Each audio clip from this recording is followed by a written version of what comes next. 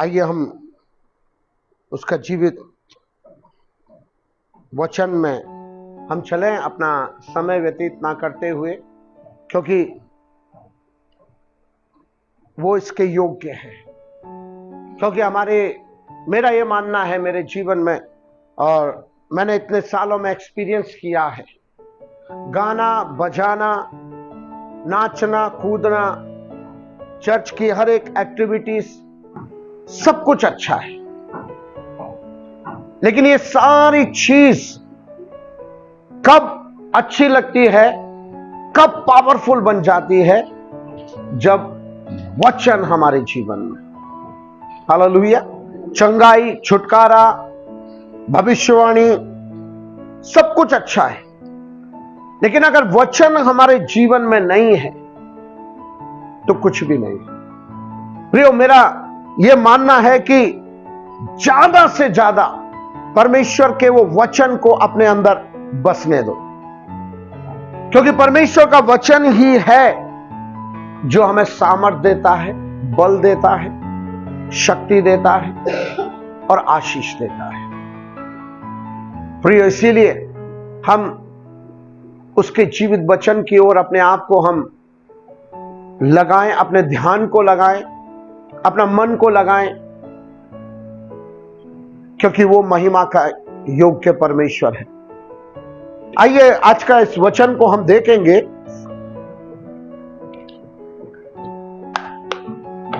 आज पूरा दुनिया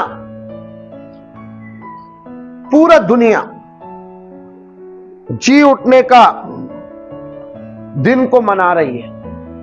किसको मना रही है? जी उठने का दिन को मना रही है, और आज हम भी उसका जी उठने का दिन को हम मना रहे हैं।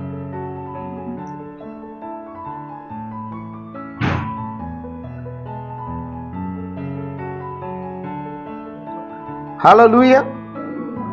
उसका जी उठने का दिन प्रियो हमारे जीवन में, मैं ये कहता हूं कि हम क्रिसमस ना मनाएं, है ना, हम और कोई त्योहार ना मनाएं,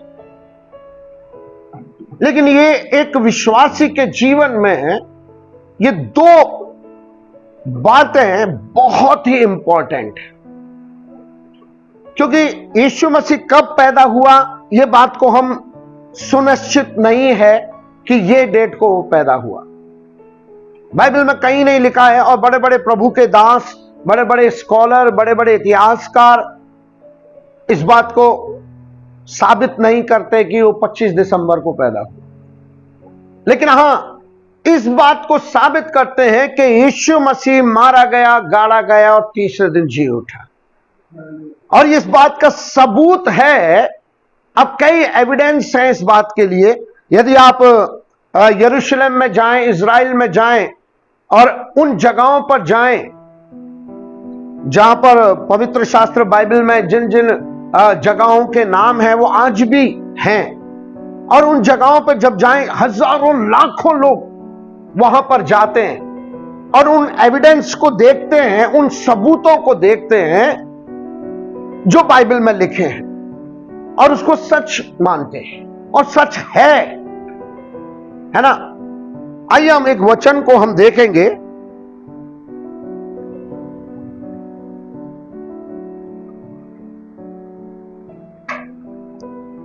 आज पूरा दुनिया इस पुनरुत्थान दिवस को मना रही है, और इस रेजरेक्शन डे को मना रही है, और हम सब खुशी से, आनंद से भरे हैं, क्योंकि हमारा यीशु मसीह आज का दिन जिंदा हुआ है। हालेलुया। और हम इससे खुश हैं क्योंकि यीशु मसीह जिंदा है। आज मेरा ये टॉपिक है। पहले आइए हम वचन को हम देखें। लूका का 24 अध्याय 1 से 6 तक कोई पढ़े उसको, क्या कहता है। परंतु सप्ताह के पहले दिन बड़े भोर को वे उन सुगंधित वस्तुओं को जो उन्होंने तैयार की थी लेकर कब्र पर आई। उन्होंने पत्थर को कब्र पर से लुढ़का हुआ पाया और भीतर जाकर प्रभु यीशु का शव न पाया। जब वे इस बात से भौचक्की हो रही थी तो देखो, दो पुरुष लत्ते वस्त्र पहने हुए उनके पास आ खड़े हुए। जब वे डर गई और घटी की ओर मुंह चुकाए रही तो उन्होंने उससे कहा, तुम जीवते को मरे हुओं में क्यों ढूंढती हो? वह यहाँ नहीं, परंतु जी उठा है। स्मरण करो कि उसने गलील में रहते हुए तुमसे कहा था, अवश्य है कि मनुष्य का पुत्र पापियों के हाथ में पकड़वाया जाए और क्रूस पर चढ़ाया जाए और तीसरे दिन जी उठे। आमेन, हालेलुया। यहां पर हम इस कहानी को बहुत अच्छी तरह से वाकिफ है और उस वचन से अच्छी तरह से वाकिफ है कि परमेश्वर का वचन में लिखा है कि यीशु मसीह मर गया। हमने पिछले दिनों में इस 3 दिन को हमने मनाया, उसका हमने दुख उठाने का सप्ताह को मनाया, है ना। और हमने देखा कि यीशु मसीह क्रूस पर मारा गया, गाड़ा गया। और उसके बाद कहानी, उसके बाद हिस्ट्री ये कहलाती है कि यीशु मसीह कब्र में है। अभी सारे विश्वासी अपने अपने घर में हैं, सब अपने अपने घरों में, सारे चेले अपने अपने घरों में, कुछ डर कर भाग गए, है ना। लेकिन वहां पर चेले जो थे, एक बहुत ही इंपॉर्टेंट बात है कि स्त्रियों ने हिम्मत दिखाई। रोमी सरकार की वजह से सारे लोग डरे हुए थे। हालेलुया। प्रियो, बाइबल में है ना, एक बात बोलूं, वैसे अगर बाइबल को आप शुरू से आप पुराने नियम नया नियम से देखें तो वहां पर बाइबल में बहुत कम गिनती में स्त्रियों को गिना जाता है, पुरुषों को गिनती में गिना जाता है बाइबल के अंदर। लेकिन प्रियो, इस बात के लिए परमेश्वर ने इस बात पर बहुत जोर दिया कि परमेश्वर ने स्त्रियों को ही खड़ा किया, क्योंकि एक स्त्री की वजह से पाप इस दुनिया में आया और पूरा दुनिया पाप में फंस गई और सारी दुनिया परमेश्वर से वंचित हो गई। सबने पाप किया और सब परमेश्वर के महिमा से रहित हैं। यीशु मसीह ने उसी स्त्री का इस्तेमाल करते हुए, एक स्त्री से पाप आया, दूसरी स्त्री से उद्धार को लेकर आया। हालेलुया। अब उद्धार को लेकर आया, फिर सबसे पहले यीशु मसीह पर विश्वास करने वाली मरने के बाद एक स्त्री ही थी। हालेलुया। अरे ये बात के लिए तो लेडीज को उछलना चाहिए, लेकिन लगता है सब ठंडे पड़े, किसी को कोई उत्साह नहीं है, किसी को कुछ नहीं है कि यीशु मसीह जी उठा है। हालेलुया। हम चूक जाते हैं, है ना। आप दूसरे कलीसियाओं में जाएं तो जब कोई ऐसी बात होती है, जब कुछ ऐसा होता तो लोग खड़े हो जाते हैं और हालेलुया और क्या क्या बोलने लगते हैं। हम चिपक जाते हैं कुर्सी से, हमारा मुंह चिपक जाता है, बोल नहीं पाते, हम चूक जाते हैं प्रिय, है ना। तो मैं ये कह रहा था कि परमेश्वर ने सबसे पहले स्त्री को भेजा। क्या वहां यूहन्ना नहीं था, पतरस नहीं था, क्या 12 चेले नहीं थे? स्त्रियां क्यों? और लिखा सुबह भोर होने के समय। तो स्त्रियों की मानसिकता क्या थी वो जब वहां गई? उनकी मानसिकता क्या थी कि यीशु को क्या करेंगे? हाँ बोलो तो सही। हेलो, सब यही है या कुछ समझ में नहीं आ रहा है? उनकी मानसिकता यह थी कि यीशु मसीह जब मरा तो रोमी गवर्नमेंट के डर की वजह से हमने उसकी लोथ के ऊपर, हमने उसकी लाश के ऊपर वो सुगंधित द्रव्य को नहीं लगाया। अब उनकी लालसा थी कि अब हम जाकर उसके शरीर के ऊपर हम क्या करेंगे? लेप लगाएंगे। ये लेप लगाना प्रियो मिस्र से आया, क्योंकि मिस्र में वहां का रीति रिवाज था कि कोई मर जाता था उसके ऊपर लेप लगाते थे और लेप से वो बॉडी बहुत सालों तक ऐसे के ऐसे रहती थी, सड़ती नहीं थी। आज भी आप कई कई जगहों पर देख सकते हैं कि, है ना, और ममीज मिलती हैं, है ना। इतिहास इस बात का गवाह है कि बॉडी ऐसे के ऐसे रहती है, उनकी हड्डी, उनकी स्किन भी ऐसी रहती है ना। पुरातत्व विभाग को हम देखते हैं, इसमें डिस्कवरी में मैं देखता हूं छोटे छोटे बारीक ब्रश से उसको साफ करते हैं, कहीं ऐसा ना हो कि वो साफ करने से उनका स्किन हट जाए, है ना। बहुत बारीक ब्रश से, इतना सॉफ्ट ब्रश जिसको लेडीज अपने मुंह पे लगाती हैं, है ना, करने क्या करते हैं, क्या मेकअप करने के लिए, हाँ। तो वो सॉफ्ट ब्रश उससे भी ज्यादा सॉफ्ट, उस ब्रश से उस मिट्टी में उसको हटाते हैं, मिट्टी हटाते हैं कि ऐसा ना हो वो स्किन जरा भी हिल जाए। इतनी बारीकी से साइंटिस्ट निकालते हैं और पूरा का पूरा ममी निकाल लेते हैं, कहीं से भी स्किन हटी हुई नहीं रहती। तो इस बात के लिए, है ना, वो बताता है कि मसाले इस बात के लिए गवाह हैं कि बॉडी काफी दिन तक रहती है। तो यीशु मसीह के लिए ये स्त्रियां इसीलिए जा रही थी। मैं सोचता हूं बड़ी हिम्मत वाली स्त्री होंगी वो, बहुत हिम्मत होगी उनमें कि मुर्दे के पास तीसरा दिन, वो भी कब्र में उतर के, वो भी उसका कफन का कपड़ा हटा के उसके ऊपर लेप लगाने का हिम्मत कर रही है। पुरुषों की किसी की हिम्मत नहीं थी कि कोई चेला नहीं गया इस बात के लिए, लेकिन ये गई हिम्मत करके। प्रियो, बाइबल में लिखा है कि डरपोकों के लिए परमेश्वर के पास कोई जगह नहीं है। डरपोकों के लिए, डरपोक परमेश्वर की सेवा नहीं कर सकते, वो उसकी सेना में नहीं आ सकते। जो हिम्मत वाले वो ही आ सकते हैं, और परमेश्वर ने स्त्रियों को ये हिम्मत दी है। और आप देख लो, पुरुष से ज्यादा दर्द सहने के लिए स्त्री ही है। कोई पुरुष जरा एक बच्चा पैदा करके दिखाए,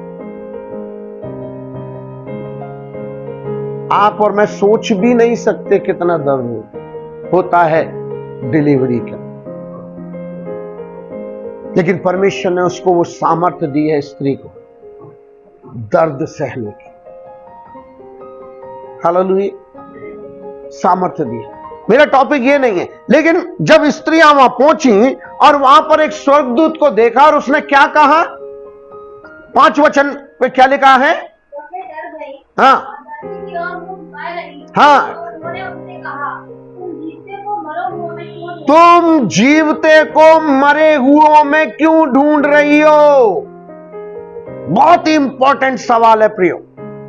आज बहुत से मसीह, बहुत से क्रिश्चियन जीवते यीशु को मुर्दों में ढूंढ रहे हैं, क्रूस में ढूंढ रहे हैं, फोटो में ढूंढ रहे हैं, कैंडल लगा के ढूंढ रहे हैं।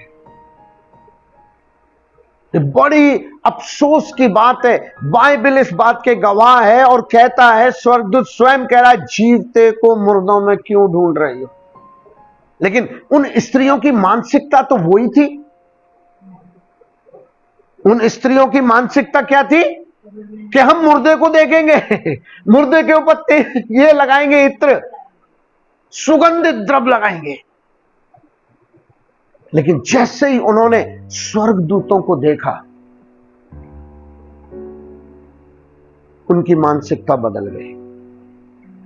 हालेलुया। और ये मानसिकता कब बदली, जब स्त्रियों के अंदर ये उत्साह आया कि मेरे यीशु को मैं देख के आऊं, मेरे यीशु को मैं देखने जाऊं। 3 दिन के बाद, तीसरा दिन भोर, कोई, मुझे लगता है रात को नींद भी नहीं आई होगी। जब मैं छोटा था और मेरे पिताजी जब मेरे को बोलते थे, सुबह है ना, जल्दी उठ जाना, 5 बजे ट्रेन है हमारी और हम दिल्ली जाएंगे। मैं बहुत छोटा था, तो मैं क्या करता, रात में ही उठ के प्रेस करके कपड़ों पे, निक्कर छोटी सी है ना, उसके ऊपर प्रेस करता, जूतों पे पॉलिश करता और उनको सजा के एक जगह रख देता कि सुबह उठ के फटाफट पहन लूंगा। शर्ट प्रेस करके ऐसे रखता था और नींद नहीं आती थी मेरे को नींद नहीं आती थी। मुझे लगता था कब जाना है, जल्दी उठ जाता था मैं। पापा मेरे उठते 4 बजे, उससे पहले ही पापा कहते हाँ उठ गया पापा। रात भर सोया नहीं क्या तू? मतलब वो उत्साह था, वो मन में बात रहती नहीं मुझे दिल्ली जाना है, नहीं मुझे ट्रेन में बैठना है, क्योंकि छोटा था मैं। अब मेरे पापा के साथ जाने तो बहुत मजे चलते थे। मेरे पापा का टिकट नहीं लगता, फर्स्ट क्लास में जाते थे, फर्स्ट क्लास में आते थे और लंबा लंबा दही का लस्सी पिलाते थे, तो बड़ी खुशी होती थी, है ना, बड़ी खुशी होती थी। तो उत्साह, और वही उत्साह इन स्त्रियों के अंदर था कि अपने यीशु को देखना चाहती थी। प्रियो, यही उत्साह यदि हमारे अंदर आज हो, यही उत्साह हमारे अंदर आज हो, मैं बोलता हूं स्त्रियां इस देश को पलट के रख देंगी, पूरा पलट के रख देंगे। कितने मसीह आत्माओं को जीत लाएंगे, ये उत्साह यदि उनके अंदर रहा। लेकिन ये उत्साह खत्म हो गया। बाइबल कहती है कि क्यों तुम मुर्दे में ढूंढ रही हो। आज मेरा टॉपिक यह है कि एक विश्वासी के जीवन में पुनरुत्थान क्या महत्व रखता है। क्रिसमस महत्व रखता है, केक बनाएंगे, नाचेंगे, गाएंगे, मेरा यीशु पैदा हो गया है, मिठाइयां बांटेंगे, खुशी मनाएंगे, पूरा दुनिया को बताएंगे, हालेलुया, क्योंकि पूरी दुनिया मनाती है इस चीज को। लेकिन पुनरुत्थान दिवस क्या मायने रखता है आपके और मेरे जीवन में? बाइबल इसके विषय में क्या कहती है? बस हम आते हैं, कपड़ा पहना अच्छा, हमने देखा कि वो अच्छा कपड़ा पहना तो मैं भी नया कपड़ा पहनूं, नाच रहा है वो तो मैं भी नाचूं, नहीं वो भी है ना चर्च में जा रहा है प्रार्थना में तो मैं भी जाऊं। समझ रहे हैं बात को?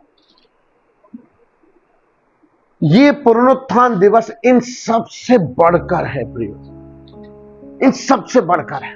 आज कुछ पॉइंटों को देखेंगे कि पुनरुत्थान हमारे जीवन में क्या महत्व रखता है और बाइबल इसके विषय में क्या कहती है। आपके विचार मेरे विचार बहुत होंगे,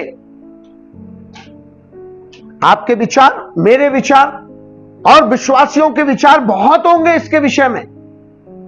लेकिन प्रियो, बाइबल क्या विचार रखती है, बाइबल क्या कहती है इसके विषय में? बाइबल क्या कहती है? सबसे पहले जब यीशु मसीह जी उठा, आप दुनिया को बोलो जाके कि मेरा यीशु मसीह जीवित है, या यीशु के बारे में सुसमाचार सुनाओ, वो बड़े ध्यान से सुनेंगे, क्योंकि उनको पता है कि चंगाई मिलती है, छुटकारा मिलता है, ठीक है। लेकिन जहां आपने कहा कि यीशु मसीह मेरे लिए मारा गया, गाड़ा गया और तीसरे दिन जी उठा, तुरंत वो कहते हैं भैया रुक जाओ। ये बात हजम नहीं होती उनको। कौन सी बात? जी उठना, ना नहीं, ये नहीं हो सकता भाई। आपकी सब बात अच्छी है, लेकिन ये नहीं हो सकता कि यीशु मसीह मुर्दों से जी उठा है। इस बात के ऊपर विश्वास नहीं करते। तो फिर किस बात पर विश्वास करते हैं? आज विश्वासी भी किस बात पर विश्वास करते हैं?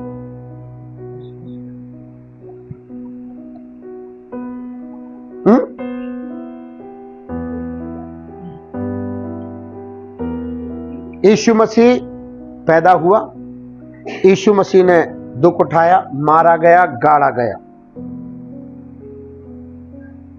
ये किस चीज में आता है? समाचार में।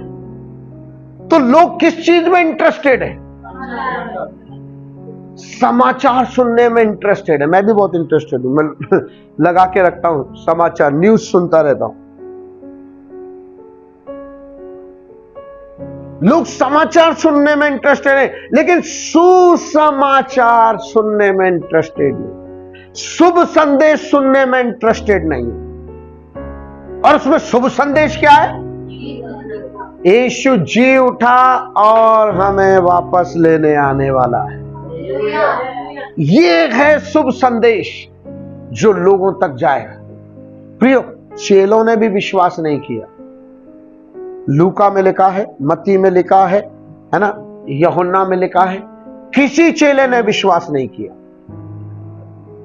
जब मरियम और ये सारे लोग वहां कब्र पे पहुंची और जो स्वर्गदूत ने उसको बोला कि तुम जीवते को मुर्दे में क्या ढूंढ रहे हो, जाओ चेलों को बोलो तुमसे पहले यीशु मसीह गलील में पहुंच जाएगा, और वो भागी भागी गई, तो लिखा है बाइबल में किसी भी चेले ने उनके ऊपर विश्वास नहीं किया। उन्हें कहानी सी जान पाई, उन्हें कहानी लगा ये कहानी बोल रही है। हालेलुया। फिर आज भी बहुत सी हम अपने खाली जबान से तो हम कहते हैं कि यीशु मसीह जिंदा है, लेकिन हमारे कार्यों से हम विश्वास नहीं करते। हमारे कार्यों से हम विश्वास नहीं करते। तो सवाल प्रश्न वही है कि हमारे जीवन में क्या महत्व रखता है। पहला पॉइंट, पुनरुत्थान क्या हमारे जीवन में महत्व रखता है। यूहन्ना का 10, जॉन 10, 17 and 18। पिता इसलिए मुझसे प्रेम रखता है कि मैं अपना प्राण देता हूँ कि उसे फिर ले लूं। कोई उसे मुझसे छीनता नहीं, वरन मैं उसे आप ही देता हूँ। यूहन्ना का 10, 17 और 18। हाँ, मुझे उसके देने का भी अधिकार है और उसे फिर ले लेने का भी अधिकार है। यह आज्ञा मेरे पिता से मुझे मिली है। रोमियो का 1:4।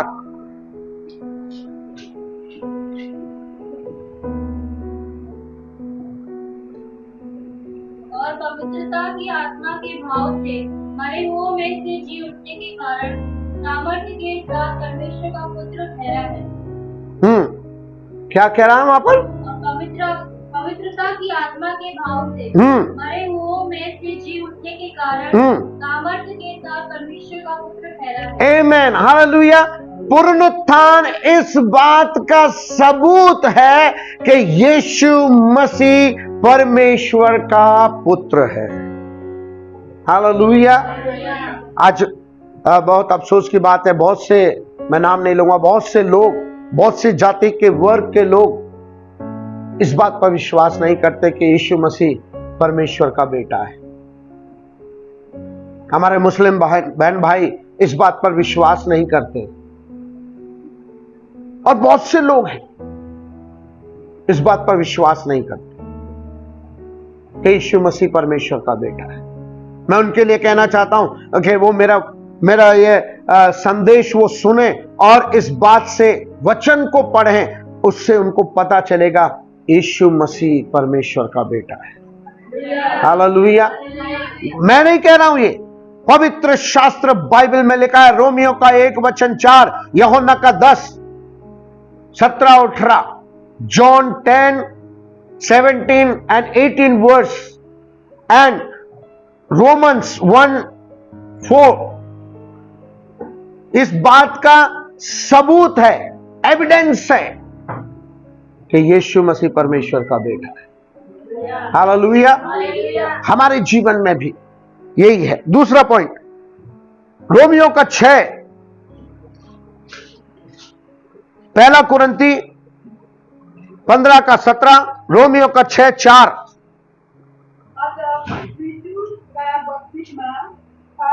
हम उसके साथ गाड़े गए ताकि जैसे मसीह पिता की महिमा के द्वारा मरे हुओं से लाया गया, वैसे ही हम नए जीवन से पहला कुरिन्थी 15:17। और यदि मसीह नहीं जी उठा तो तुम्हारा विश्वास व्यर्थ है और तुम अब तक अपने अपने पापों में फंसे हो। उसकी मृत्यु और उसका पुनरुत्थान इस बात का सबूत है कि हमें छुटकारा मिला है। हालेलुया, है ना। इसमें एक रेफरेंस और डाल सकते हैं, निर्गमन का 12 वचन 6 और 6। यस, जब उन्होंने मेमने को बलिदान किया घर घर में, उसके बाद उनको छुटकारा मिला मिस्र से इजराइलियों को। हालेलुया। निर्गमन का 12 वचन 6। और इस महीने के 14वें दिन तक उनसे रब होना और उस दिन रोशनी के समय जल किसान मंडल के लोग से बलि करें। आमीन। इसके आगे आप पढ़ेंगे, उसके बाद इजराइली मिस्र से बाहर निकल गए। तो इस बात के लिए यह सबूत है, प्रमाण है कि यीशु मसीह की मृत्यु और पुनरुत्थान हम सब के लिए, एक विश्वासी के लिए छुटकारे का। हालेलुया। तीसरी बात, भजन संहिता 16 वचन 10, लूका का 24, एक एक जन वचन निकाल लें और एक एक पढ़ते जाए। लूका का 24 44 से 47 और प्रेरितों का काम 2:31। तीसरा पॉइंट,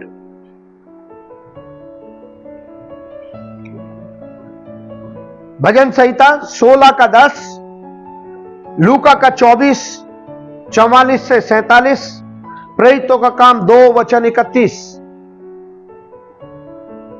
हाँ, भजन पढ़े पहले। कि तू मेरे प्राण को अधोलोक में ना छोड़ेगा, ना अपने पवित्र भक्त को चढ़ने देगा। लूका का 24। फिर उसने उनसे कहा, ये मेरी वे बातें हैं जो मैंने तुम्हारे साथ रहते हुए तुमसे कही थी। ये अवश्य है कि जितनी बातें मूसा की व्यवस्था और भविष्यवक्ताओं और कदमों की पुस्तकों में मेरे विषय में लिखी है, वे सब पूरी हो। तब उसने पवित्र शास्त्र बुझने के लिए उनकी समझ खोल दी और उनसे कहा, जो लिखा है कि मसीह दुख उठाएगा और तीसरे दिन मरे हुए में से जी उठेगा। प्रेरितों का काम 2:31। उसमें होने वाली बात को पहले ही से लेकर मसीह के जी उठने के विषय में भविष्यवाणी की कि ना तो उसका प्राण अधोलोक में छोड़ा गया और ना उसकी देह चढ़ने। ये तीनों आयतें हमें बाइबल की इस सत्य को प्रस्तुत करती हैं, सत्य को बताती हैं कि यीशु मसीह मुर्दों से जी उठा है। हालेलुया। सत्य है और बाइबल सत्य है, जो क्योंकि बाइबल में लिखा है।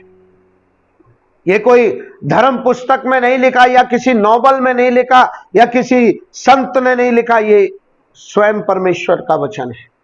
हालेलुया। इस बात का सबूत है, हालेलुया, कि हजारों साल पहले दाऊद ने पहले ही कह दिया कि उसके सब शव को वो सड़ने नहीं देगा। यीशु मसीह का शरीर, क्या बोलते हैं उसको, पार्थिव शरीर या बॉडी, डेड बॉडी 3 दिन 2 दिन रही बॉडी, 3 दिन ही बोलूंगा क्योंकि 3 दिन भोर को जल्दी वो जी उठे। उसकी बॉडी में कीड़े नहीं पड़े, सड़ी नहीं। लाजर की तो सड़ गई, 4 दिन हो गए थे, कीड़े पड़ गए थे।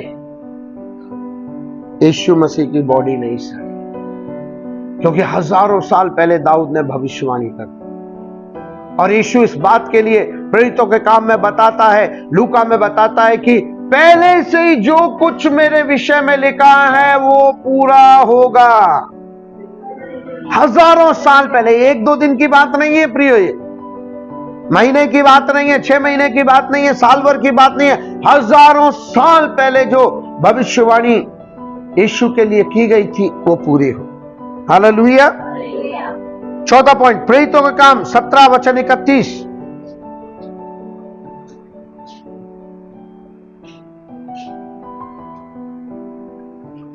क्योंकि उसने एक दिन ठहराया है जिसमें वह उस मनुष्य के द्वारा धर्म से जगत का न्याय करेगा, जिसने उसे ठहराया है और उसे मरे हुओं में से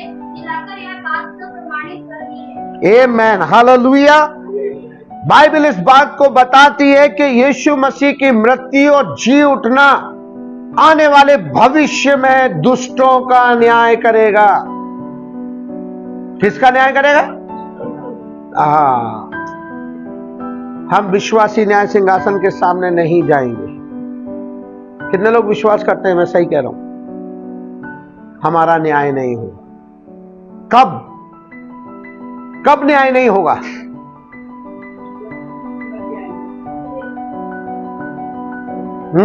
कब न्याय नहीं होगा? जब मैं और आप वचन के अनुसार जीवन जिएंगे। यदि हम वचन के अनुसार जीवन नहीं जी रहे, 50 कमी होगी इसमें, क्योंकि परमेश्वर भी जानता है कि इस पृथ्वी पर हम रह रहे हैं वो पाप से भरी हुई है, अभिलाषाओं से भरी हुई है। मनुष्य के डीएनए में ही पाप है। वो पाप तो करेगा, इसीलिए परमेश्वर ने पहले से ही ये बात को जानता था, इसीलिए यीशु मसीह के द्वारा अनुग्रह लाया। हालेलुया। आज क्या विश्वासी पाप नहीं करते? क्या यीशु के लहू से धुलने वाले नाश नहीं होते? बहुत से विश्वासियों के मन में यह बात है, नहीं मैं तो यीशु को ग्रहण कर लिया, बाइबल कहती है तू निश्चय उद्धार पाएगा। भैया ये प्रोसेस है, इसमें से आपको अभी आप गेट में एंटर हुए हैं, अभी आपको जर्नी करनी है, आपको अभी यात्रा करनी है उद्धार के रास्ते में। उद्धार हमने स्वाद चखा है, लेकिन हम चले नहीं हैं। चलोगे नहीं तो फिर कैसे मंजिल तक पहुंचोगे? घर बहुत दूर है। हेलो, घर बहुत दूर है। हम चलना नहीं चाहते, घर में यही मिल जाए, ये संभव नहीं है। आपको उद्धार के रास्ते में चलना पड़ेगा। यीशु मसीह चला इस यात्रा में और दुख उठाया उसने। हम तो दुख उठाना नहीं चाहते। विश्वासी अरे परेशानी आ गई तो यीशु यीशु यीशु गाने लगते। थोड़ा सा दुख उठाए, किसी ने एक चमाट लगा दिया, प्रभु मैं उस रास्ते पे दोबारा जाऊंगा ही नहीं। डरते, डर की वजह से एक बात बोलो, कितनी कलीसियाएं बंद हो गई। डर, बाइबल में साफ साफ लिखा है, डरपोकों के लिए परमेश्वर के पास जगह नहीं। परमेश्वर के किसी काम के नहीं है डरपोक। न्यायों की पुस्तक आप पढ़ के देख लेना, 6 अध्याय। गिदयोन के साथ कितनी सेना थी? परमेश्वर ने किन किन को जाने के लिए बोला?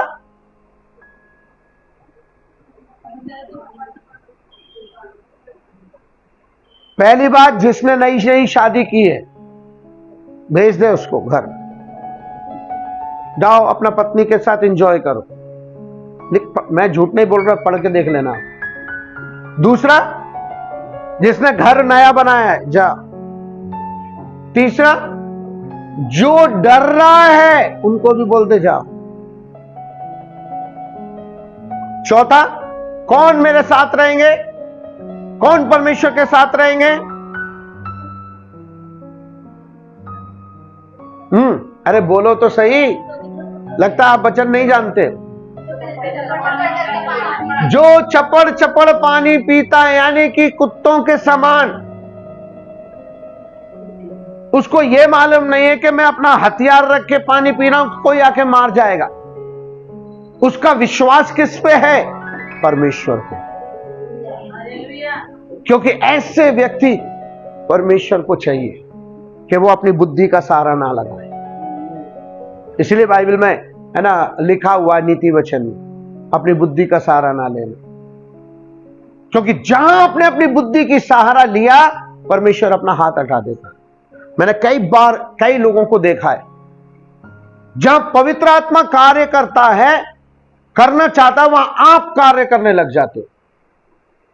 पवित्र आत्मा अपना हाथ हटा लेता है, कहता बेटा तू ही कर, मैं इधर ही खड़ा हूं, और वो काम कभी सफल नहीं हो।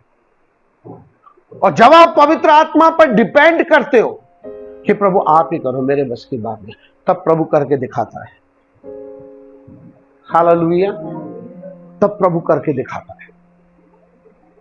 मुझे याद है अच्छी तरह से कि एक लड़की थी जवान, और उसका दुष्ट आत्मा नहीं जा रहा था। वो पास्टर थक गए थे उसके लिए प्रार्थना करते करते, और सडनली मुझे मालूम नहीं, मैं वहां पहुंचा, और जब पहले दिन 3 दिन का मीटिंग था, और एक दिन वहां प्रार्थना किया, तो वो लड़की, वो दुष्ट आत्मा नाच रही थी, खूब कूद रही थी। प्रार्थना किया, कुछ नहीं हुआ। दूसरे दिन भी ऐसा ही हुआ। मैं बोला प्रभु क्या हुआ? एकदम एक बोझ उसके लिए मेरे मन में आया, और रात को 2 बजे प्रभु ने मुझे उठाया, और 2 बजे मैं उठ के घुटने टेक के उसके लिए प्रार्थना किया कि प्रभु, मैंने एक ही बात कहा, प्रभु मेरे बस की बात नहीं है, मैं मनुष्य हूं, मैं थक गया, अब तू करना जो करना, नहीं करे तो तेरी इच्छा। मैंने अपने आप को सरेंडर कर दिया प्रभु के साथ। और तीसरे दिन 10 बजे से प्रार्थना स्टार्ट होने वाली थी, वो लड़की 8 बजे घर पे आई। वो पास्टर के घर आई और आकर बोलने लगी, भैया। मैंने हाँ, क्या मैं कभी ठीक नहीं होंगी? क्या मैं ऐसे ही रहूंगी क्या? उसका कहने का स्टाइल था कि मेरा हृदय अंदर से टूट गया। और फिर मैंने कहा नहीं बेटा, ऐसा नहीं होगा, तुम बैठो, आओ। और जैसे वो बैठी, और उसके बाद मैंने वो लोकल पास्टर को बुलाया, वहां पे जिनके कलीसिया में वो जाती थी, और जैसे ही हमने हाथ रखा, पवित्र आत्मा ने उसका हकीकत बताया मुझे। अब मैंने उसको बताया ये है। तब पवित्र आत्मा ने बोला इसी दुष्ट आत्मा को डांट। और जब मैंने डांटा, पवित्र आत्मा ने उस बेटी को रिलीज कर दिया, छुटकारा पा गई वो, और आज भी छुटकारा पाके शादी करके अभी बच्चे की मां है। जब हम अपनी शक्ति से करने चाहते हैं ना, नहीं होता, नहीं होगा, क्योंकि हम अपनी बुद्धि का सहारा लगा रहे हैं। परमेश्वर को ऐसे लोगों की जरूरत नहीं है। उसको ऐसे लोगों की जरूरत है कि जो उसके ऊपर डिपेंड हो, तब वो आपके साथ कार्य करे। हालेलुया, आमेन।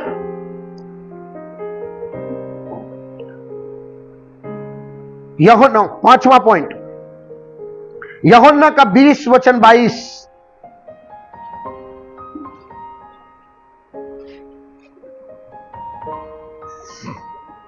यह कहकर उसने उन पर थूका और उनसे कहा, पवित्र आत्मा लो। हालेलुया। ये कब की कहानी है? जब यीशु मसीह मर गया और जीवित हो गया, और अभी स्वर्ग जा रहा है, और चेले उसके साथ हैं जैतून के पहाड़ पर, और वहां पर खड़े हैं। जब यीशु ने उनके ऊपर फूका और कहा ये लो पवित्र आत्मा लो। यूहन्ना का 7 अध्याय में 10 का 7 आई थिंक है ना, उसमें लिखा है कि यूहन्ना का 16:7, उसमें लिखा है कि मेरा जाना तुम्हारे लिए अच्छा है। अगर मैं वहां जाऊंगा तो तुम्हारे लिए उस सहायक को, पवित्र आत्मा को भेज दूंगा, जो तुम्हारे साथ रहे। प्रिय, यीशु मसीह का जी उठना, मरने के बाद ही चेले पवित्र आत्मा से भर गए। हालेलुया। वरदानों से, फलों से चेले भर गए, और बड़े बड़े चिन्ह और चमत्कार चेलों ने किए। पहले तो छोटे मोटे ही उसने किए, बीमार ठीक किए, दुष्ट आत्मा निकाली। लेकिन कहीं कहीं फेल हो जाते थे वो लोग, चेले लोग। लेकिन यीशु के मरने के बाद पवित्र आत्मा उन्होंने पाया। हालेलुया। यीशु का पुनरुत्थान हमारे लिए दान वरदानों को खोल देता है हमारे जीवन में। आज यीशु मसीह जीवित है, इसीलिए पवित्र आत्मा के वरदान मेरे और आपके लिए हैं। मांगो तो तुम्हें दिया जाएगा। हम क्या मांगते हैं? मोस्टली ज्यादा से ज्यादा दो वरदानों को लोग ज्यादा मांगते हैं। क्या? हाँ? नहीं नहीं नहीं, दो वरदान। ओके, अगर तुम्हें यीशु मसीह कहे मुझसे वरदान मांग, मैं तुझे दूंगा, कौन से वरदान मांगोगे? बुद्धि का वरदान। Very good. भविष्यवाणी। हाँ, ओके। क्या मांगोगे? बुद्धि। ओके, क्या करोगे बुद्धि का?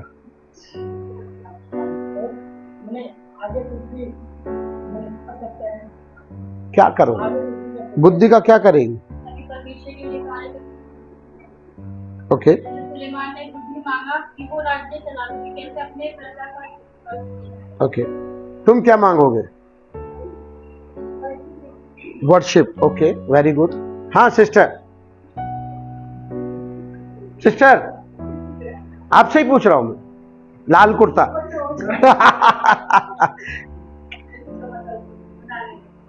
सुसमाचार सुनाने का। ओके, आप? ज्योति, आत्मा के फल, फलों का वरदान। ओके। नहीं, अगर यीशु मसीह प्रकट हो आज रात को ही, मांग मुझसे बेटा, मैं तुझे दूंगा। क्या मांगोगे? कुछ नहीं। यीशु मसीह मुझे कुछ नहीं चाहिए, तू जा। कुछ तो मांगेंगे हम। ऐसा मौका बार बार नहीं आएगा जिंदगी में।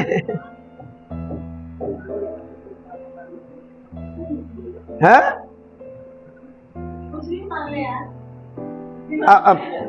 मार मार के मुसलमान मत बनाओ उसको। क्या मांगोगी पूनम? परखने का आत्मा।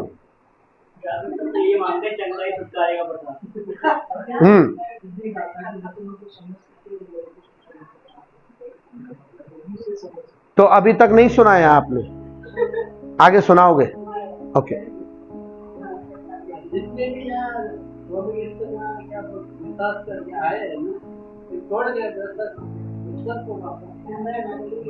खोए हुओं को ढूंढने के लिए वरदान मांगोगे। Very good. है? भविष्यवाणी, चंगाई, ये वरदान थोड़ी है, वो तो ले ही जाएगा बिना ही वरदान। बेटा तू अकेला है। आज ही जा रही है वो। प्रार्थना करने का वरदान, याददाश्त तेज करने का वरदान। आमीन। चलो, बहुत अच्छी खुशी की बात है कि हमारा कलीसिया में ये वरदान मांग रहे हैं। लेकिन मोस्टली आपको बताऊं क्या वरदान मांगते हैं? नहीं, चंगाई का वरदान, भविष्यवाणी का वरदान। मोस्टली 80% लोग ये मांग रहे हैं। 80% लोग। लेकिन हकीकत में क्या और वरदान नहीं? कितने वरदान हैं? और कोई वरदान नहीं है? सबसे कम मांगा हुआ वरदान कौन सा है? ये वरदान नहीं, नहीं नहीं नहीं, सबसे कम मांगने वाला वरदान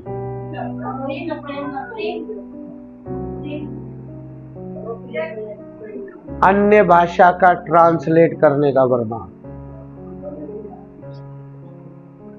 कोई नहीं मांगता है। सबसे कम मांगने वाला है, और यही हमें मांगना है,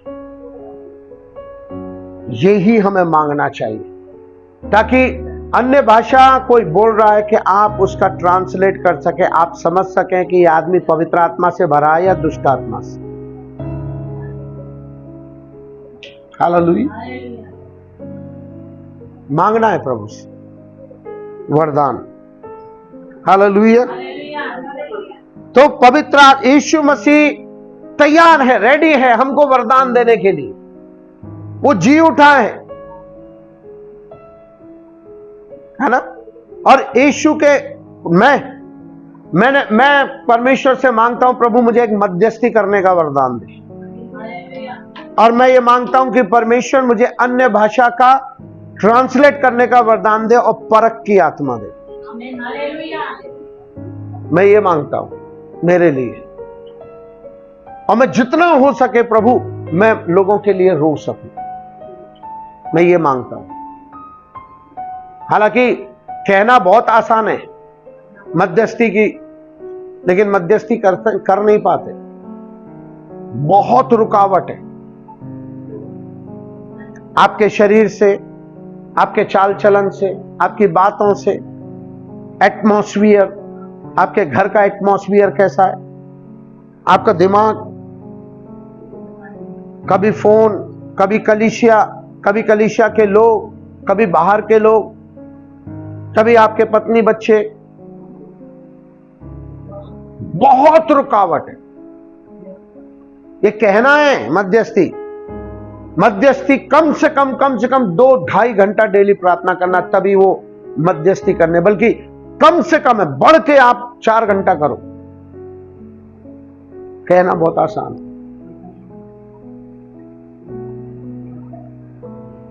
नहीं होता है। मैं कोशिश करता हूं, मैं मांगता हूं प्रभु से कि प्रभु मुझे दे, और ज्यादा से ज्यादा वचनों में मैं आगे बढ़ूं, वचनों का प्रकाशन मांगता हूं प्रभु से, क्योंकि मैंने इस बात को बहुत अच्छे से सीखा है और ग्रहण किया है मेरे जीवन में। अगर ये वचन आपके जीवन में नहीं है, आप कितने प्रार्थना करने वाले हो, आप स्वर्ग से आग बुलाने वाले हो, वचन नहीं है, आप ठनठनाता पीतल है, झनझनाती झांझ है, कभी भी आपको भरमा सकता है शैतान, क्योंकि ये ही नींव है। वचन का मतलब है कि यीशु मसीह स्वयं। हालेलुया। मैं मांगता हूं प्रभु से मेरे लिए, मैं अपने वरदान के लिए, लेकिन हाँ, प्रभु ने मुझे वरदान दिया है, उसमें मैं खड़ा हूं, अपने बुलाव में मैं खड़ा हूं। बहुत दुख है, बहुत परेशानी है, बहुत टेंशन है, लेकिन सब कुछ यीशु को देता हूं, कहता हूं प्रभु मेरे बस की बात नहीं, मैं नहीं उठा पाऊंगा ये बोझ, और प्रभु उठाता है। हालेलुया। तो पुनरुत्थान से हमें क्या मिलता है? यीशु का जी उठना और यीशु का मृत्यु मेरे और आपके लिए इसलिए इंपॉर्टेंट है कि उसका ओर से हमें एक सहायक मिलता है जो हमारे साथ हमेशा रहता है। इस सहायक के बारे में जितनी बात करूं उतनी कम है। वो यूहन्ना का 14 अध्याय पढ़ेंगे तो वहां लिखा है, मैं तुम्हें अनाथ नहीं छोड़ूंगा, तुम्हें एक और सहायक दूंगा जो तुम्हारे साथ रहे। एक जगह लिखा है वो तुम्हारे अंदर रहे, एक जगह लिखा है तुम्हारे ऊपर रहे। वाह, साथ रहे, अंदर रहे, तुम्हारे ऊपर। वाह, तुम्हें कवर करके रखे। हालेलुया। ये है पुनरुत्थान का पुनरुत्थान का सामर्थ। ये है यीशु मसीह का जी उठना। सिर्फ ऐसा नहीं है कि वो जी उठा हम बड़ी खुशी मनाए, लेकिन हम क्या, हमारे जीवन में इसका महत्व है, क्या है हमारे जीवन में महत्व। एक विश्वासी के लिए ये जानना बहुत जरूरी है। नेक्स्ट, रोमियो का 5:10। रोमियो का 5:10। क्योंकि बैरी होने की दशा में उसके पुत्र की मृत्यु के द्वारा हमारा मेल परमेश्वर के साथ हुआ, तो फिर मेल हो जाने पर उसके जीवन के कारण हम उद्धार क्यों ना पाएंगे। आमेन, हालेलुया। बैरी हो जाने की दशा में मैं और आप तो परमेश्वर के बैरी थे, शत्रु थे। बैरी मीन्स शत्रु थे। हमारे कार्यों से, हमारी बातों से, हमारा चाल चलन से, हमारे स्वभाव से हम परमेश्वर के बैरी हैं, शत्रु हैं, थे। लेकिन यीशु के जी उठने से, यीशु की मृत्यु से हमारा मेल हो गया है। किससे? परमेश्वर से। क्योंकि यीशु मसीह अगर ना मरता, यीशु मसीह मेरे पापों को ना उठाता, यीशु मसीह मुझे अपने लहू से नहीं खरीदता, मैं नाश था। मैं हमेशा परमेश्वर का बैरी रहता। मैं तो मेरी मां को, मेरे को याद है, मैं बार बार कहता था, आपका यीशु मसीह मुझे बचा नहीं सकता है। मैं तो आपका यीशु मसीह को जब सच मानूं जब आपका ट्रांसफर यहां से हो जाए। सच बोल रहा हूं मैं ऐसा बोलता था, क्योंकि मेरी मां गवर्नमेंट सर्वेंट थी, टीचर थी भरतपुर डिस्ट्रिक्ट में, और भरतपुर से बाहर निकलना असंभव वाली बात थी, क्योंकि इतनी जड़ें हमारी भरतपुर में जुड़ी हुई है। आज भी वो जड़ों को मैं काटता हूं, आज भी वो जड़ों को मैं काटता हूं, प्रार्थना में खींचता है। अभी भी कई बार मैं जब अपना क्या बोलते हैं, अपना भाई के यहां जाता हूं और वहां का माहौल और वहां का सब बात को देखता हूं, वहां की मिट्टी की खुशबू, वहां का पानी है ना, वहां का जीवन, ऐसा लगता है यही रह जाओ यार। कभी समझ खींचता है वो। मैं मेरी मां को यही कहता था, यीशु मसीह को जब माने, आपका यीशु मसीह, बैरी था मैं, और फिर ट्रांसफर भी हो गया ब्यावर, फिर भी विश्वास नहीं कर रहा था। कोई बात नहीं, तो आपने पैसा दे के कराया। देखो कैसा हम बैरी हैं, हम अपने बात पर स्थिर नहीं हैं। पास्टर को घर में देखा तो भाग जाता था, अरे कोई यीशु मसीह नहीं है, ईसाई बना के छोड़ेंगे। रियली बोल रहा हूं, सच्चाई बोल रहा हूं मेरे जीवन की। और उसी परमेश्वर ने परमेश्वर से मेरा मेल करा दी, यीशु मसीह ने। और आज यहां जो भी हूं मैं, सिर्फ उसका अनुग्रह से, उसका अनुग्रह से। जब लोग हमारा जीवन को देखते हैं तो दांतों तले उंगली दबा लेते, कह रहे कैसे मैनेज करते। वो जानता है, वो जानता है, वो जानता है। परमेश्वर फिर भी हमें कोई कभी नीचे गिरने नहीं दिया उसने, इतने सालों में हमेशा उठा के रखा। ये बात का सबूत है कि यीशु मसीह जिंदा है। हालेलुया, आमेन। तो पवित्र परमेश्वर से हमारा मेल हो गया। ये सिर्फ आशीष मेरे लिए ही नहीं है प्रियो, ये आशीष आपके लिए भी है, हम सब के लिए है। मेरे कोई है ना लाल नहीं लग रहे, ये आशीष आपके लिए है। यदि आप उसकी आवाज, बाइबल कहती है, यदि आज उसकी आवाज सुनो, पश्चाताप करो, टर्न बैक, मुड़ जाओ यीशु की ओर, छोड़ दो, होने दो जो कुछ हो रहा है संसार में, परवाह मत करो, बस आगे की ओर देखते चलो। आने वाले 2 साल 4 साल में आगे की ओर देखोगे ना, सब कुछ आपके पीछे आता हुआ नजर आएगा। आप उनके पीछे भागते हुए नजर नहीं आओगे, सब आपके पीछे भागता हुआ नजर आएगा। करके देखो। हम डरते हैं ना, इसलिए नहीं हम चल पाते परमेश्वर के वचन में, लेकिन चल के देखो, उठाओ रिस्क। मैंने उठाई अपने जीवन की रिस्क। आज भी कई बार मैं अपने आप में निराशा महसूस करता हूं, आज भी कई बार मैं अपने आप को अकेलापन महसूस करता हूं, लेकिन फिर देखता हूं प्रभु मेरे साथ, फिर प्रार्थना करता हूं, फिर पवित्र आत्मा मुझे उठाता है, फिर वो कभी नहीं छोड़ेगा और न कभी त्यागेगा। हालेलुया। लेकिन ट्रस्ट करो उसके ऊपर, चलो उसके ऊपर, चल के देखो, देखो प्रभु आपके साथ वो करेगा मुझसे भी कहीं बढ़कर। और मैंने देखा है मेरे जीवन में, मेरे इसी जीवन में प्रभु में आने के बाद में, मैंने जिनको गॉस्पेल सुनाया, मैंने जिनको वचन में बढ़ाया, मैंने जिनको फोन में आगे बढ़ाया, आज परमेश्वर वो बुलाव में खड़े हो गए अपने, आज परमेश्वर उन्हें मुझसे भी 10 गुना यूज कर रहा है। कई बार उनको देखता हूं तो अंदर एक आत्मिक जेलसी होती, प्रभु मैं कहां हूं। शारीरिक जेलसी नहीं है, उससे उनसे नफरत नहीं है, लेकिन आत्मिक जेलसी कि प्रभु मुझे भी आगे बढ़ना है। फिर प्रभु कहता है तेरे बुलाव में तू अच्छा है, उसके बुलाव में वो अच्छा है। सब कोई अंबानी नहीं बन जाएगा, सब कोई अंकुल नरूला नहीं बन सकता है, सब कोई टीबी जोशुआ नहीं बन सकता है, एलिया हर कोई नहीं बन सकता है। कोई तो यहूदा चाहिए,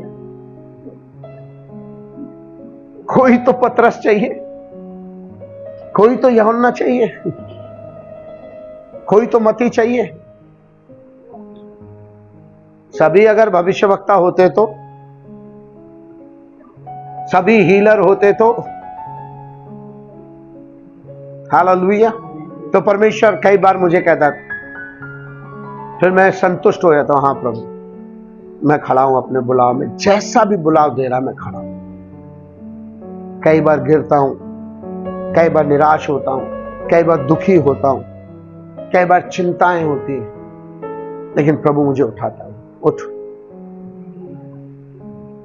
ऐसा नहीं है कि मैं यहां खड़ा हूं तो मैं कोई सिद्ध हूं, नहीं, मैं सिद्धता के मार्ग पे चल रहा हूं। आपके लिए भी है, चैलेंज लो, उठाओ रिस्क और आगे बढ़ो। प्रभु आपको मुझसे भी ज्यादा आशीष देगा। हालेलुया। तो क्या हो गया, हमारा मेल हो गया। अगर वो पुनरुत्थान नहीं होता उसका, अगर यीशु मसीह आपकी मृत्यु को, आपके पापों को अपने ऊपर नहीं लेता, अपने लहू से आपको नहीं खरीदता, अगर अपना अनुग्रह आपको नहीं देता, तो आपका कदापि परमेश्वर से मेल नहीं हो सकता था। हमारे अच्छे कर्म, हमारे अच्छे बातें परमेश्वर से हमको मेल नहीं करा सकते हैं।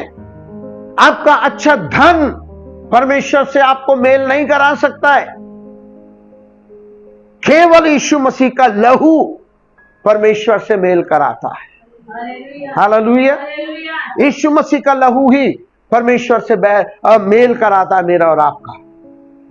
और यीशु की मृत्यु और पुनरुत्थान से हमें उद्धार मिला है। हालेलुया। कि कितना है ना बड़ा अवार्ड मुझे और आपको मिला है। यीशु मसीह नहीं मरता। कई लोग विश्वास नहीं करते, मालूम, कई लोग विश्वास नहीं करते, नहीं यीशु मसीह नहीं मरा। बहुत से लोग इवन मुस्लिम्स के बीच में, मैं जब पहले मैं उनका गाड़ी चलाता था तो वो कहते थे, अरे यीशु मसीह मरा नहीं है, वो तो किसी दूसरे को ले जाके जेल में रख दिया और उसको मार दिया, यीशु मसीह को निकाल दिया, और लोग बता रहे यीशु मसीह।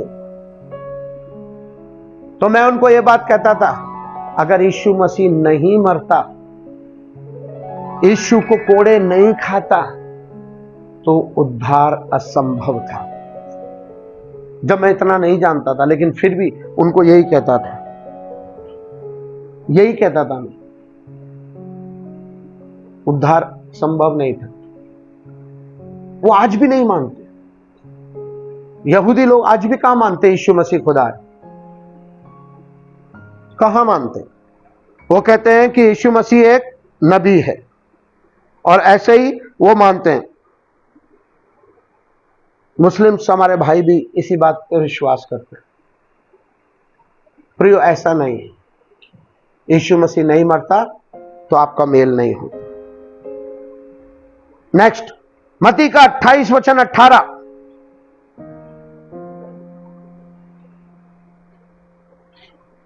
मत्ती का 28 वचन 18। यीशु ने उसके पास आकर कहा, स्वर्ग और पृथ्वी का सारा अधिकार मुझे दिया गया है। इसलिए तुम जाओ, सब जातियों के लोगों को चेला बनाओ और इन्हें पिता और पुत्र और पवित्र आत्मा के नाम से बपतिस्मा। आमीन। 18 वर्ष काफी है। तो क्या कहता हूं वहां पर? यीशु ने कहा सारा अधिकार मुझे दिया, इसीलिए, आगे एक वर्ड लिखा, इसीलिए। किस लिए? किस लिए अधिकार दिया? मैं तुम्हें अधिकार देता हूं। यीशु के मृत्यु, यीशु के पुनरुत्थान के द्वारा हमें उत्तराधिकार मिला है स्वर्ग में। हमें बीमारियों के ऊपर अधिकार दिया गया है, हमें दुष्ट आत्माओं के ऊपर अधिकार दिया गया है, आपको दिया गया है। आप अधिकार लेके तो देखो। समस्या यह है कि बहुतों के पास अधिकार लेटर है, लेकिन अधिकार लेटर जेब में रख दिया है, उसको यूज नहीं करते हैं कभी भी। डरते हैं ऐसा ना हो कि दुष्ट आत्मा हमारे ऊपर आ जाए। मैं बार बार एक उदाहरण देता हूं। आपको गवर्नमेंट ने पुलिस इंस्पेक्टर का लेटर दे दिया, अथॉरिटी लेटर दे दिया, आपका अपॉइंटमेंट लेटर दे दिया है। कहा कि ये वर्दी लो, ये स्टार लो, ये डंडा लो, ये पिस्तौल लो, जाओ चोरों को पकड़ो, जाओ जो गलत काम कर रहे हैं उनको पकड़ो। लेकिन हम क्या कर रहे हैं? खाली पिस्तौल लगा के दिखाने के लिए, स्टार दिखाने के लिए, डंडा दिखाने के लिए हम खुद ही डर रहे हैं कि डंडा मारेंगे तो ये हमको नहीं मार जाए। हम उनका इस्तेमाल नहीं कर रहे हैं। तो फिर क्या मतलब कि ये वर्दी पहन के? गवर्नमेंट ने आपको अधिकार दिया, उस अधिकार को यूज करो। हालेलुया। आपको अन्य भाषा का वरदान मिला है, उसको यूज करो। अगर यूज नहीं करोगे व्यर्थ है, व्यर्थ है। यूज करो। और ये कब कहा यीशु मसीह ने कि स्वर्ग और पृथ्वी का सारा अधिकार मुझे दिया गया है? कब कहा? 11 चेलों के सामने, और गलील में, और पुनरुत्थान के बाद। पहले आप यीशु की जर्नी देख लो, कभी उसने नहीं कहा कि मुझे सारा अधिकार मुझे दिया गया। जब यीशु मसीह मरा, जब मर के जिंदा हुआ, तभी उसका स्टेटमेंट है, अब मेरे पास अधिकार आया है,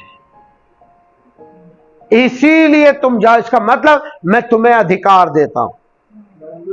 यीशु ने 12 चेलों को अधिकार दिया, यीशु ने 70 चेलों को अधिकार दिया, यीशु ने 120 चेलों को अधिकार दिया, जाओ दुष्ट आत्मा निकालो। क्या यहूदा इस्करियोती चोर था, उसको अधिकार नहीं था? उसके पास भी अधिकार था, उसने भी दुष्ट आत्माएं निकाली, उसने भी बीमारों को चंगा किया। हालेलुया। आपको भी अधिकार दिया है। कब यूज करोगे? खाली दिखाने के लिए स्टार लगा के घूम रहे हैं माथे पे कि हाँ भाई मैं एसपी हूं, देख के ही डर जाएंगे? शैतान देख के डरने वालों में से नहीं है, आपको डरा के भगाएगा। आपको अधिकार लेना है। खड़े हो जाओ यीशु के नाम से, क्योंकि आपके साइड में जो खड़ा है ना, वो सर्व सामर्थी है। हालेलुया। उसके नाम के आगे हर एक घुटना टिकता है, हर एक जबान अंगीकार करती है। आप उसके अधिकार में खड़े हो, आप अपने अधिकार में नहीं खड़े हो। अगर गवर्नमेंट अधिकार ना दे तो आपको तो और मुझको तो कोई भी कुत्ता मार के भाग जाएगा। हेलो, चोर किससे डरता है? आदमी से नहीं डरता, वो वर्दी से डरता है, डंडे से नहीं डरता है। किससे डरता है? वर्दी से।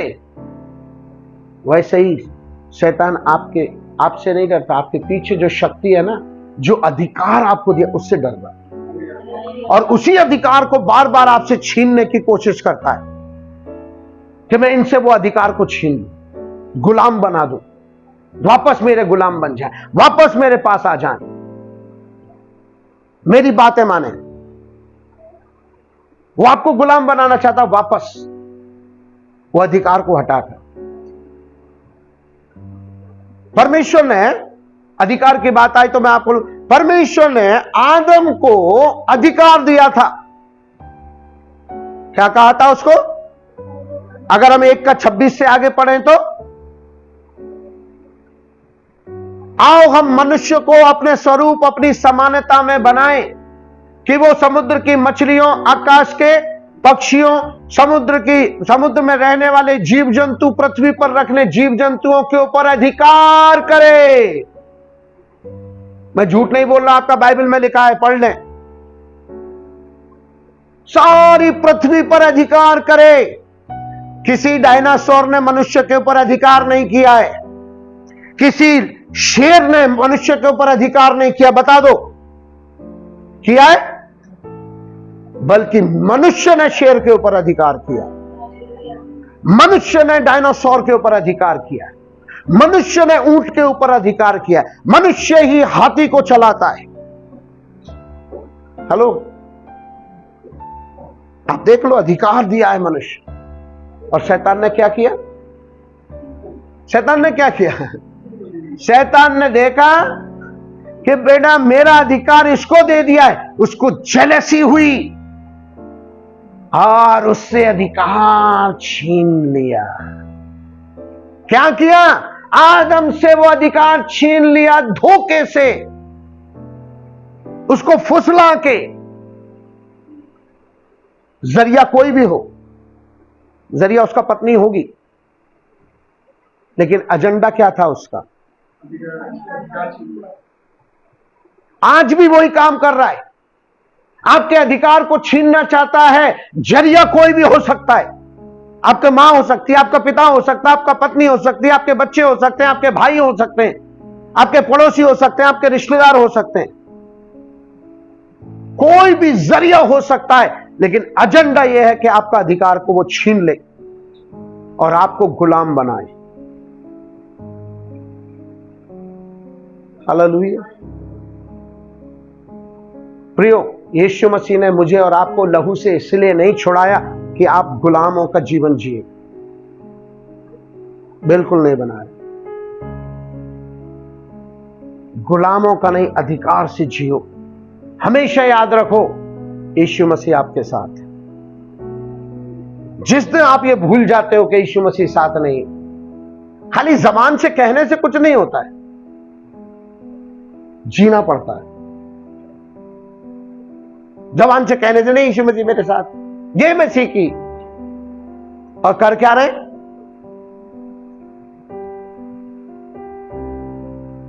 तो कहने से जय मसीह का हो गया? नहीं।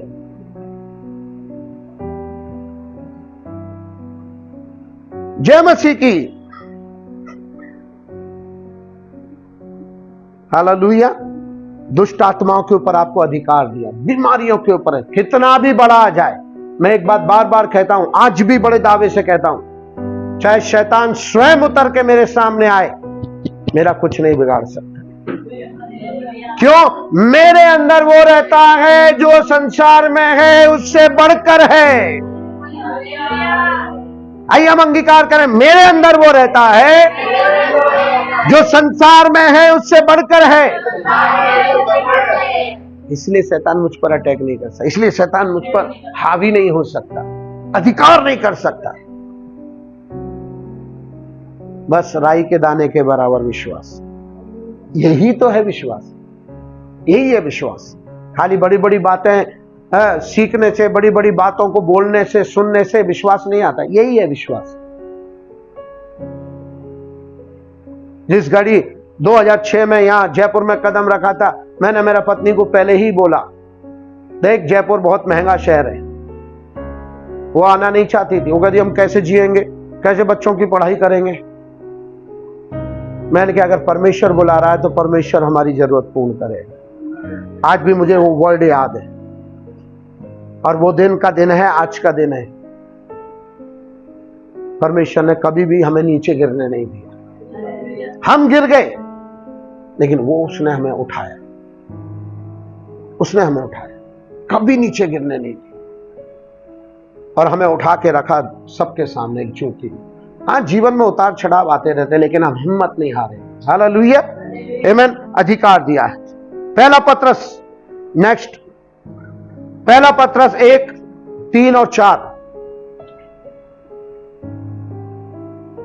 हमारे प्रभु यीशु मसीह के परमेश्वर और पिता का धन्यवाद हो, जिसने यीशु मसीह के मरे हुओं में से जी उठने के द्वारा अपनी बड़ी दया से हमें जीवित आशा के लिए नया जन्म दिया। आमेन, हालेलुया। यीशु मसीह के पुनरुत्थान के द्वारा हमें स्वर्गीय उत्तराधिकार मिला है। यीशु मसीह के जी उठने के द्वारा स्वर्ग में हमें उत्तराधिकार मिला है। जैसे यीशु को अधिकार मिला है, वैसे ही आज जब भी तो मैं और आप हे अब्बा, हे पिता कहकर बुलाते हैं, ये अधिकार किसने दी, किसके द्वारा मिला हमें? यीशु के द्वारा। हे अब्बा, हे पिता कह। आज संसार के लोग क्यों नहीं बोलते हैं? आप बताओ ना, क्यों नहीं बोलते हैं? उनके पास अधिकार नहीं है, उनके पास यीशु नहीं है। हालांकि यीशु मसीह उनके लिए भी मारा गया है। ऐसा नहीं सिर्फ हमने, है ना, मसीह लोगों ने ठेका ले लिया है। नो, यीशु मसीह हर एक जाति, हर एक समाज, हर एक भाषा, हर एक देश के लोगों के लिए मारा गया है। यदि आप विश्वास करते हो तो वो अधिकार आपको मिलेगा। अगर आप विश्वास नहीं करते हो, आपको अधिकार भी नहीं है। हालेलुया। उत्तराधिकार जो यीशु का है वो मेरा है। इसीलिए यीशु मसीह ने कहा, अब से मैं तुम्हें दास नहीं कहूंगा, क्या कहूंगा?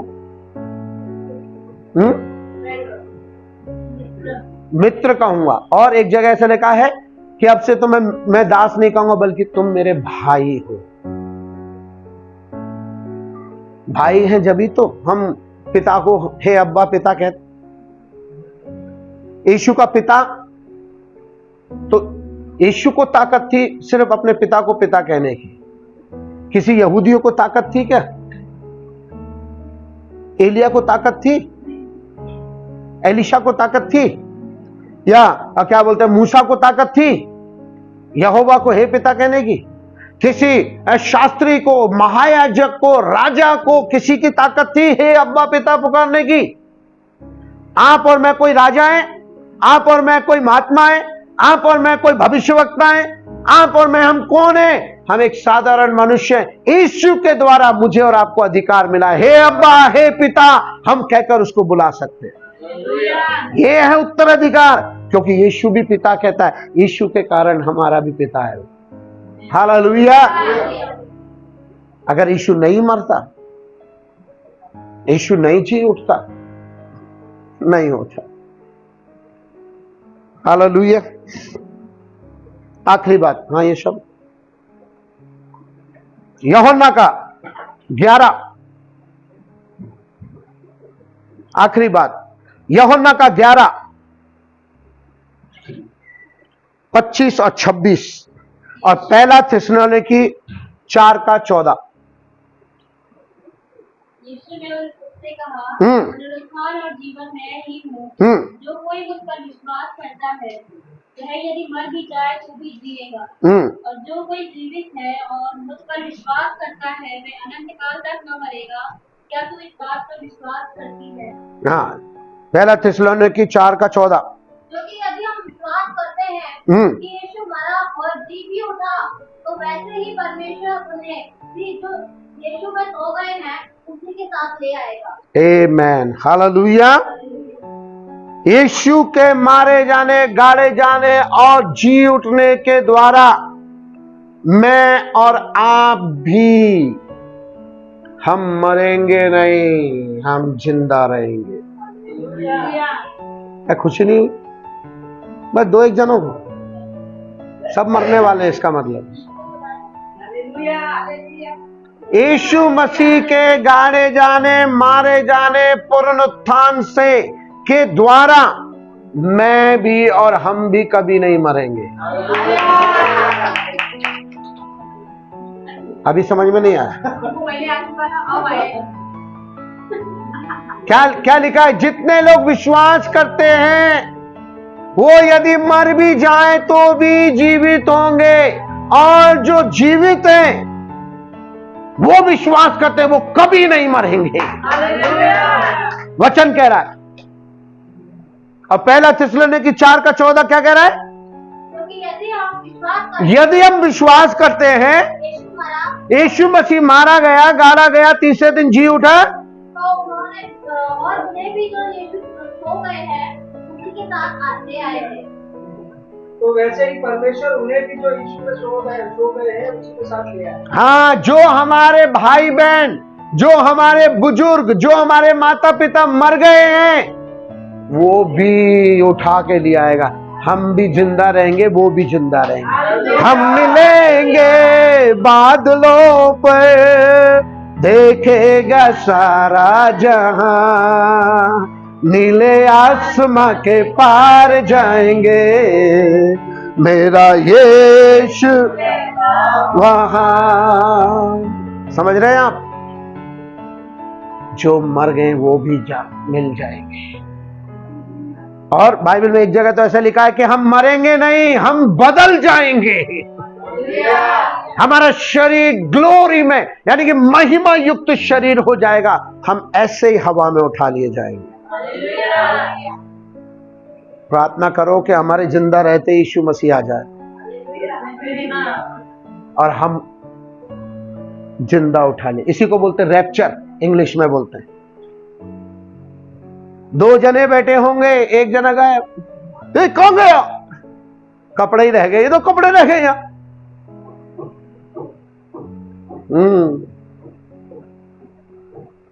पूरा परिवार खाना खा रहा, पता चली पति जी गायब। अरे कहां गए पापा? पता चला बच्चा गायब, बाकी सब यही है। पता चला पत्नी गायब। इसी को तो रैप्चर कहते हैं। अंत के समय में होगा रैप्चर।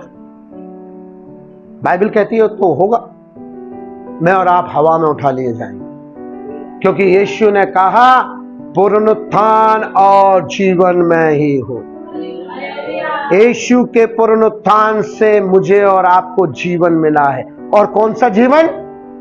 अनंत काल का जीवन। हम मरने वाले नहीं हैं। आवाज कर रहे हो भैया?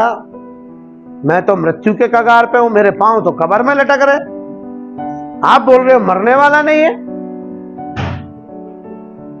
मरने का मतलब क्या है?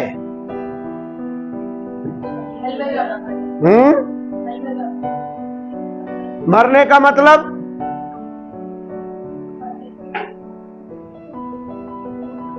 यीशु ने अपने चेलों को कहा, हे मंद बुद्धि, हे अल्प विश्वासियों, मैं तुम्हारे साथ कब तक रहूंगा? आज मैं वही बात करता हूं। मैं कब तक सिखाता रहूंगा, आप कब तक नहीं सीखोगे? मरने का मतलब बाइबल कहती है कि परमेश्वर से दूर हो जाना। हम कभी परमेश्वर से दूर नहीं होंगे। यीशु के कारण बार बार भूल जाते हैं, बार बार हम भूल जाते हैं। हालेलुया। हम कभी मरेंगे नहीं प्रिय, क्योंकि यीशु ने कहा पुनरुत्थान और जीवन में ही जो कोई मुझ पर विश्वास करता है और वो जीवित है, यदि मर भी जाए तो भी जीवित रहेगा, मरेगा नहीं। और उसका सबूत यीशु ने लाजर को जिला के बता दिया, ये मुझ पर विश्वास करता है, मर गया है, अब देखो ये जीवित है। उसका सबूत है, लाजर को जिलाकर बता दिया। ये मुझ पर विश्वास करता है, ये मुझसे प्यार करता है, ये मर गया, 4 दिन हो गए, कब्र इसको रोक नहीं पाएगी। हालेलुया। यीशु मसीह को भी कब्र रोक नहीं पाई, मृत्यु रोक नहीं पाई। अंत का बैरी कौन है मालूम? अंत, सबसे अंत का बैरी कौन है? जिसको यीशु मसीह नाश किया और करेगा। कौन है? अरे कोई बात नहीं, गलत बोलो तो सही यार, आप एकदम चुपचाप हो जाते हो, ऐसा लगता है सन्नाटे में छा गए। मृत्यु सबसे अंतिम बैरी मृत्यु है, और दुनिया में ऐसा कोई नहीं हुआ जिसने मृत्यु के ऊपर जय पाई हो। केवल और केवल एक ही है जिसने मृत्यु के ऊपर जय पाई, और वो आज जीवित है। मृत्यु हार गई। कहां है मृत्यु तेरा डंक? और यीशु मसीह जीवित हो गया, और आज भी वो जीवित है, आज भी जीवित है। क्या आप विश्वास करते हैं? यदि आप विश्वास करते हैं तो आप मरेंगे नहीं। यदि आप विश्वास करते हैं तो पवित्र आत्मा आपके लिए है। यदि आप विश्वास करते हैं तो अधिकार आपके लिए है। यदि आप विश्वास करते हैं तो स्वर्ग का अधिकार, उत्तराधिकार आपके लिए है। यदि आप विश्वास करते हैं तो यदि आप मर भी जाएंगे, सोच लो अगर मैं आज मर गया, यीशु आया 500 साल बाद, तो प्रभु मेरा क्या होगा? है? यीशु मसीह पृथ्वी को बोलेगा, ए पंकज के कण छोड़ दे, और उसको छोड़ना पड़ेगा। धूली कण छोड़ देगी, आपके कणों को छोड़ देगी, आपके शरीर के हिस्से को छोड़ देगी, और सब आपस में कड़कड़ कड़कड़ कड़कड़ डी मिलके पंकज बन जाएगा।